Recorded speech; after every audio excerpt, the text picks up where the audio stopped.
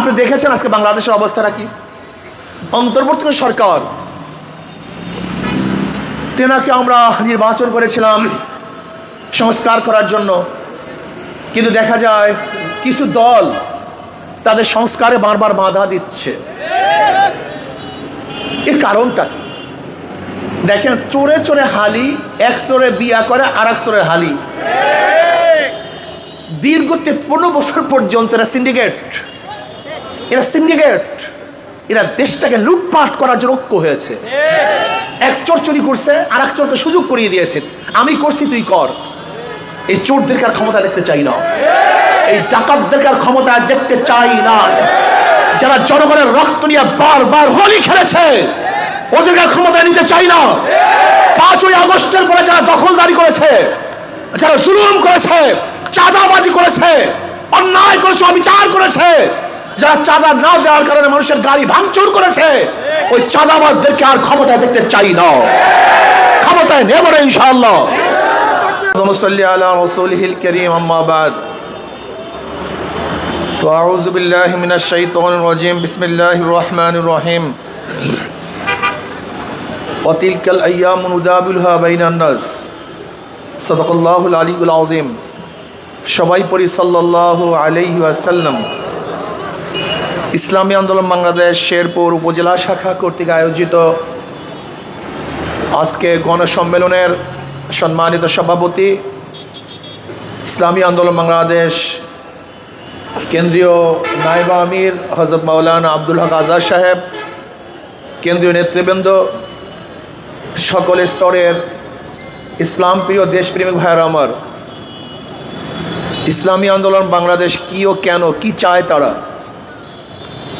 হাজারো রাজনৈতিক দলের মধ্যে ইসলামী আন্দোলন বাংলাদেশ কেন এসছে, এদের উদ্দেশ্য কি, আদর্শ কি, নীতি কি, এই সম্পর্কে এখানে যারা উপস্থিত আছেন অনেকেই জানেন না।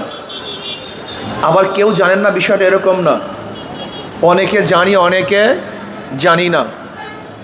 যারা জানি তাদের উচিত, যারা জানে না তাদেরকে জানানো, আর যারা জানি না তাদের উচিত জানা। জানার মধ্যেই কল্যাণ, জানার মধ্যেই মুক্তি। আল ইলমু নূরুন, ইলম আলো। ইসলামী আন্দোলন বাংলাদেশ কি ও কেন সম্পর্কে বিশদ ব্যাখ্যা দেওয়ার সময় আমার নাই। আমি সংক্ষিপ্ত কিছু আলোচনা করব, খুব খেয়ালের সাথে কথা শোনা চাই।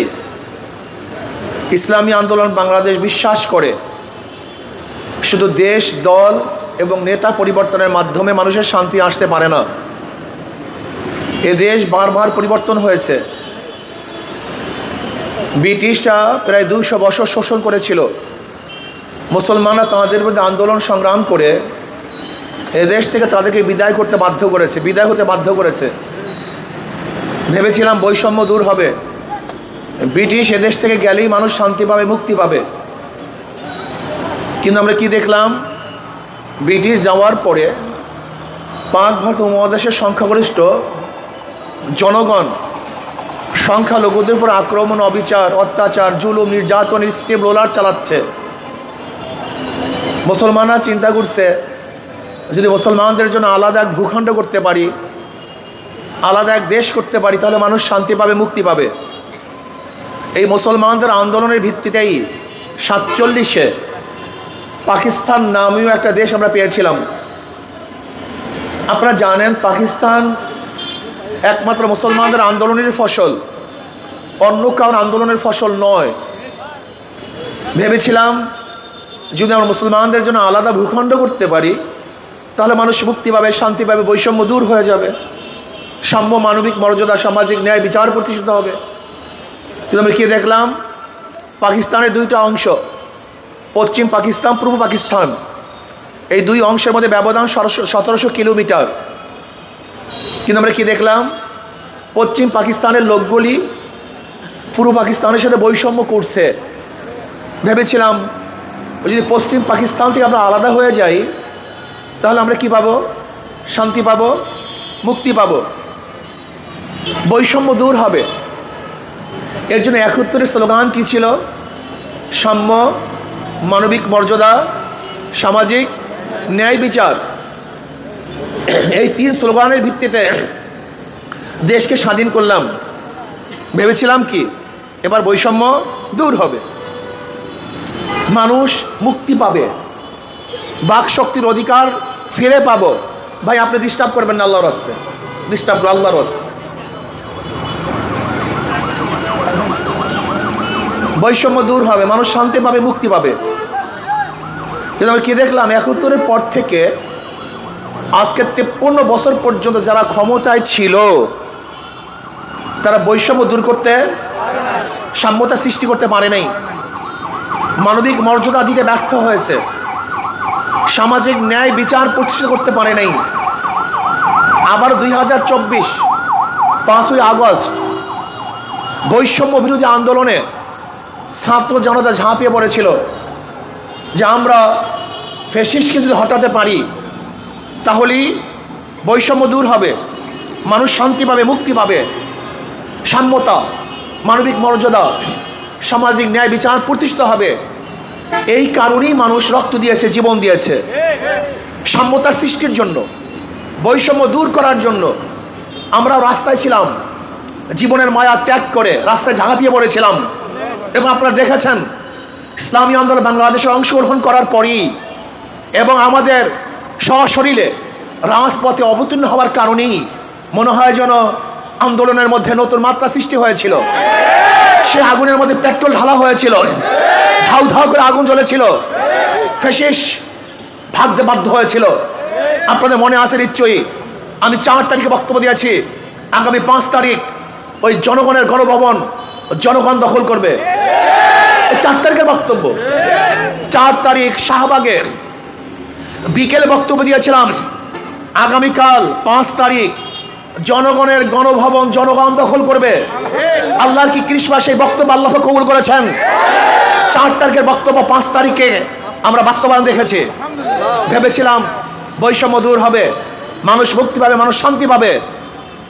কিন্তু আমরা কি দেখতেছি, ৫ তারিখের পরেও সে আগের মতো দখলদারি, আবারও চাঁদাবাজি, আবারও দুর্নীতি, আবারও বিচারবিহীন হত্যা, আবারও গুম, আবারও খুন, আবারও মিথ্যা মামলার পাহাড়। তা আন্দোলন কেন করেছিলাম? এই মানুষগুলো কেন রক্ত দিয়েছিল? আমাদের জীবনের মায়া ত্যাগ করে আমরা রাস্তায় কেন ঝাঁপিয়ে পড়েছিলাম? মানুষগুলি কেন আহত হয়েছিল? শুধু চাঁদার হাত পরিবর্তনের জন্য, চাঁদার চেহারা পরিবর্তন করার জন্য না তো। এক সময় চাঁদা গ্রহণ করতে সেন্টু, এখন চাঁদা গ্রহণ করে মেন্টু। এতদিন দুর্নীতি করতে লেন্টু, এখন দুর্নীতি করে কেন্টু। শুধু হাতের পরিবর্তন হয়েছে, কিন্তু মানুষের চাঁদার পরিবর্তন, জুলুমের পরিবর্তন, অত্যাচার পরিবর্তন হয় নাই। এর কারণটা কি? ব্রিটিশের বিরুদ্ধে আন্দোলন করে রক্ত দিয়েছিলাম, পাকিস্তান করার জন্য হাজারো মানুষ শহীদ হয়েছিল, পাকিস্তান থেকে আলাদা হওয়ার জন্য কত মানুষ রক্ত দিয়েছে, জীবন দিয়েছে। আজকে ৫৩ বছর বারবার আন্দোলন করে কত মানুষ জীবন দিয়েছে। ৫ই আগস্টের বিপ্লবে কত মানুষ শহীদ হয়েছে, পঙ্গু হয়েছে, কত মা তার বুককে খালি করেছে, কত বোন বিধবা হয়েছে, কত বাচ্চা এতিম হয়েছে, কত মানুষ ধুকে ধুকে মরছে, এখন হসপিটালে তারা জীবনের সাথে লড়াই করছে। এত আন্দোলন, এত সংগ্রাম, এরপরে মানুষের ভাগ্যের পরিবর্তন কেন হয় না? একদিন কি চিন্তা করছেন? সমস্যা আমাদের এখানে। আসলে যেখানে রোগ সেখানে ঔষধ কেউ দেয় না, খালি রোগ রোগ রোগ রোগ, শুধু রোগের পিছনে দৌড়ায়, কিন্তু ঔষধের ব্যবস্থা কেউ করি না। প্রিয় শেরফার ভাইয়েরা, আমার পর্দালে মা বোনেরা, আমি প্রশ্ন করতে চাই, মাদার গাছ লাগিয়ে কি আমের আশা করা যায়? তেঁতুল গাছ লাগিয়ে কি মিষ্টি ফলের আশা করা যায়? ধরে নেন, একজনের নাম এ, একজনের নাম বি, একজনের নাম সি। এও চোর, বিও চোর, সিও চোর। ক্ষমতা আছে এ, সে কি করবে? হটাও এ, আন্দোলন সংগ্রাম। বসাও বি, সে কি করবে? হটাও বি, আন্দোলন সংগ্রাম, রক্ত। বসাও সি, সে কি করবে? কারণটা কি? ব্যক্তির পরিবর্তন হয়েছে, দলের পরিবর্তন হয়েছে, নীতি আদর্শের পরিবর্তন হয়নি। আপনারা কেন বুঝেন না? ডিসি সাহেব চলে যান, কিন্তু ঘুষ সাহেব চেয়ারেই বসে থাকেন। এসপি সাহেব ট্রান্সফার হন, দুর্নীতি সাহেব অফিসের মধ্যে ঘোরাফেরা করেন। ওসি পরিবর্তন হয় কিন্তু দুর্নীতি পরিবর্তন। এর কারণটা শুধু নেতার পরিবর্তন হয়েছে, নীতি আদর্শ পরিবর্তন হয়নি। প্রিয় ভাইরা আমার, ও আমার জনগণ, কত রক্ত দিবেন, কত জীবন দিবেন, কত সংগ্রাম করবেন, কত আন্দোলন করবেন, দুর্নীতিবাজের মাধ্যমে কোনোদিন দুর্নীতি বন্ধ হওয়া সম্ভব না। ধর্ষকের মাধ্যমে ধর্ষণ বন্ধ হয় না, চোরের মাধ্যমে চুরি বন্ধ হয় না, ডাকাতের মাধ্যমে ডাকাতি বন্ধ হতে পারে না, সন্ত্রাসের মাধ্যমে সন্ত্রাস বন্ধ হয় না। নীতি আদর্শবান ব্যক্তি যতদিন পর্যন্ত ক্ষমতায় না যাবে বারবার আন্দোলন করবেন, সংগ্রাম করবেন, কিন্তু ভাগ্যের পরিবর্তন হবে না। এজন্য শুধু নেতা নয়, নীতির পরিবর্তন চাই। শুধু নেতা নয়, নীতির পরিবর্তন। একটা বার ভালো লোকদেরকে বসান না, ইসলামকে ক্ষমতায় নেন। ইসলাম ফুবিয়া আপনার মধ্যে কেন? আপনাদের ইসলাম ফুবিয়া কেন? ইসলামকে ভয় পাচ্ছেন কেন? অথচ আপনি খোদ নিজে মুসলমান। মুসলমান তো ইসলামের বাহিরে কোনো দল করতেই পারে না। একজন মুসলমান ইসলামের বাহিরে কোনো দল করার সম্ভাবনাই রাখে না। তাহলে কিভাবে? ধরে নেন, আজকে যারা সংসদে গিয়েছে তারা মদের আইন পাশ করছে। কিসের আইন? আচ্ছা, মদ হালাল না হারাম? আমাদের দেশে বৈধ কি অবৈধ? আমাদের দেশে বৈধ। এই বৈধ কি করছে? সংসদ করছে। আচ্ছা, সংসদ যে মদের আইন পাশ করছে, সংসদের লোক কে পাঠিয়েছে? কথা বলেন না কেন? কারা ভোট দিয়েছেন? আচ্ছা বলেন তো, এখন সংসদে যারা মদের আইন পাশ করছে, আপনি যদি ভোট না দিতেন তাহলে সংসদে মদের আইন পাশ করতে পারতো না। এখন যত মানুষ মদ পান করবে এর গুনাহ কে নিবে? কথা বলেন তো। এর জন্য অনেক মুসল্লি কিয়ামতের ময়দানে দেখবে লক্ষ লক্ষ ব্যারেল মদের গুনাহ। আল্লাহ, আমি কোনোদিন মদ পান করি নাই, আমি মদ দেখিও নেই, স্পর্শও করিনি, এত মদের গুনাহ আসলো কোথার থেকে? আল্লাহ পাক বলবেন, দেখ তুই মদ পান করস নাই, কিন্তু যাদেরকে ভোট দিয়ে মদের আইন পাশ করার সুযোগ করিয়েছ, ওই যত মদের মানুষ মদ পান করছে সমস্ত গুনাহ তোর আমলনামায় লিখে দিস। অনেক মুসল্লি দেখবে লক্ষ লক্ষ জিনার গুনাহ। আল্লাহ, আমি কোনোদিন মেয়েদের দিয়ে তাকাই নেই, এত জিনার গুনাহ আসলো কোথার থেকে? আল্লাহ বলবেন, যাদেরকে ভোট দিয়ে জেনার আইন পাশ করাইছো ওই সমস্ত গুনাহ তোদের আমলনামায় লিখে দিচ্ছে। বুঝাতে পারি নাই। আপনি ভাবছেন কি ভোট একটা সিল? আপনি মনে করছেন ভোট 500 টাকা, ভোট মানে 1000 টাকা? না, আপনি দুনিয়া থেকে বিদায় হবেন, আপনার ভোটের মাধ্যমে যত চুরি হবে, ডাকাতি হবে, ধর্ষণ হবে, জুয়াবাজ হবে, যত মদ পান করা হবে, যত অন্যায় অবিচার হবে, যত মিথ্যা মামলা হবে, যত অবৈধ খুন হবে, সমস্ত খুন এবং অবৈধ কাজের শরিক ওই ভোটার হবে। আপনি ভোটটাকে কি ভেবেছেন? ধরে নেন একজন খেয়া দেয়, কিছু যুবকরা বলতেছে, খেয়ালা ভাই আমি উপরে যাব চুরি করার জন্য। খেয়ালা বলছে, আমি তো মুসলিম মানুষ, আমি তো চুরি টুরি করি না। হ্যাঁ, তোমরা যুবক মানুষ চুরি করার চিন্তা করছো, আর আমার খেয়া ব্যতীত পারবে না, আসলে একটা ধাক্কা দিয়া দে। খেয়ালা চোরদেরকে একটা ধাক্কা দিয়ে পার করছে। খেয়ালার কোনো দোষ আছে? কথা বলেন না কেন? কেন কথা বলেন না কেন? শুধু ধাক্কা না দিত চুরি করতে। ঠিক আপনারা যারা ভোট দিয়ে ধাক্কা দিয়ে ক্ষমতায় বসিয়ে চুরির আইন পাশ করছেন, মদের আইন পাশ করছেন, জেনার আইন পাশ করছেন, আপনার ধাক্কা ব্যতীত অবৈধ কাজগুলি করতে পারতো না। এই দায়িত্ব কে গ্রহণ করবে? এই সব ভোটাররা। আপনি কি ভেবেছেন একটা ভোটকে? একটা ভোটের দাম আপনি জানেন? এর মূল্য কত, এর দাম কত, এর ওজন কত, এর শক্তি কত, এর পাওয়ার কত আপনি জানেন একটা ভোট কি জিনিস? অথচ আমাদের দেশে মানুষেরা বিড়ি, একটা সিগারেট, এক কলকি গাঁজা 500 টাকার বিনিময়ে দামি জিনিসকে বিক্রি করে দেয় এবং আজীবনের জন্য নিজের জাহান্নামে যাওয়ার ব্যবস্থা করে নেয়। এর জন্য কোনো মুসলমান যাদের ঈমান আছে তার ইসলামের বাহিরে কোনো সংগঠন করতে পারে না। তা বলতে পারেন হুজুর হিন্দুরা করবে কেন ইসলামী সংগঠন, খ্রিস্টানরা করবে কেন? হ্যাঁ, যারা গায়রে মুসলিম তার ইসলামী সংগঠন করবে শান্তির জন্য, শান্তি পাওয়ার আশায়। ইসলাম ব্যতীত কোনো নীতি আদর্শ মানুষকে শান্তি দিতে পারে, মুক্তি দিতে পারে। এর জন্য গায়রে মুসলিমরা করবে ইসলামী আন্দোলন শান্তি পাওয়ার জন্য, মুক্তি পাওয়ার জন্য। তাদের অধিকার বাস্তবায়নের জন্য। আর মুসলমানরা ইসলামী আন্দোলন করবে ঈমান ও ইসলামকে রক্ষা করার জন্য এবং দুনিয়া এবং আখিরাতে কামিয়াবি অর্জন করার জন্য। এজন্য একজন মুসলমান ইসলামী আন্দোলনের বাইরে যাওয়ার কোনো সুযোগই নাই। আপনি দেখেছেন আজকে বাংলাদেশের অবস্থাটা কি? অন্তর্বর্তী সরকার,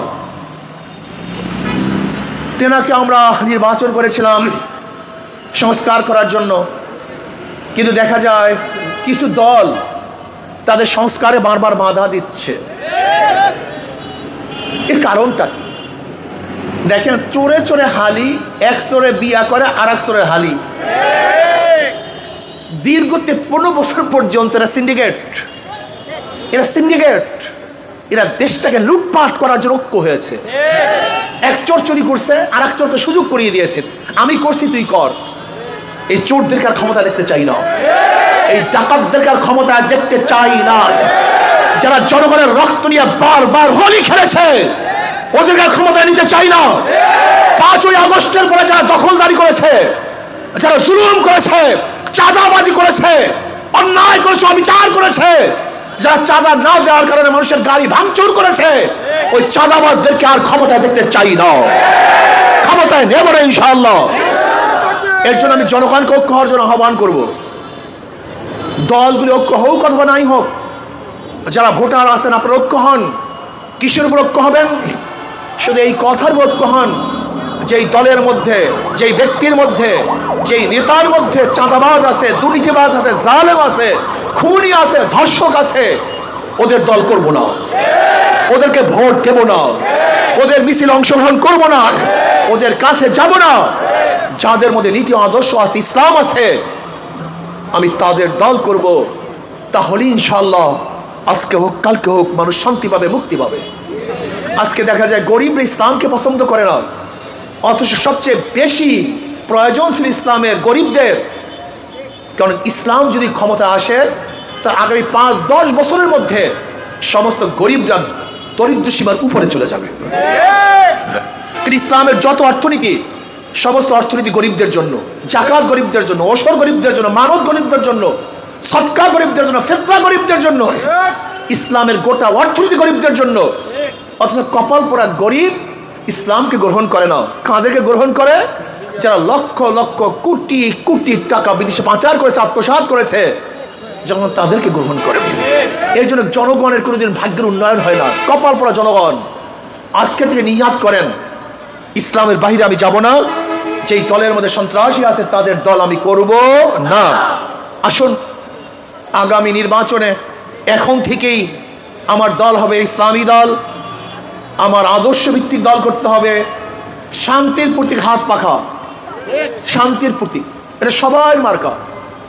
এটা মুসলমানরা ব্যবহার করে, হিন্দুরা ব্যবহার করে, খ্রিস্টানরা ব্যবহার করে, ইহুদিরা ব্যবহার করে, হাত পাখা ধনীরা ব্যবহার করে, গরিবরা ব্যবহার করে, হাত পাখা পুরুষরা ব্যবহার করে, মহিলারা ব্যবহার করে, হাত পাখা সুস্থ অসুস্থ বাংলাদেশের যত, গোটা দুনিয়ার যত ধরনের মানুষ আছে, যত আদর্শের মানুষ আছে, সমস্ত আদর্শের মানুষের ব্যবহৃত একমাত্র প্রতীক হলো হাত পাখা। কাজে বিশ্বাস করি যদি হাত পাখা আপনারা অংশগ্রহণ করেন, এখানে আসেন, আশা করা যায় ইনশাআল্লাহ আজকে হোক কালকে হোক মানুষ মুক্তি পাবে, শান্তি পাবে, জনগণের জান মালের গ্যারান্টি হবে, আমাদের মা বোনের ইজ্জত আবরুর গ্যারান্টি হবে, আমার মা বোনেরা ধনী হয়ে যাবে, উচ্চশিক্ষায় শিক্ষিত হতে পারবে, আমাদের জনগণ বাবারা ভাইয়েরা যারা গরিব আছেন সবাই দরিদ্র সীমার উপরে চলে যাবে এবং আমাদের দেশের ভারসাম্যতা রক্ষা হবে, এই ভূখণ্ড রক্ষা হবে। আল্লাহ আমাকে এবং আমাদের সবাইকে ইসলামী আন্দোলনের অন্তর্ভুক্ত হয়ে কাজ করার তৌফিক দান করেন।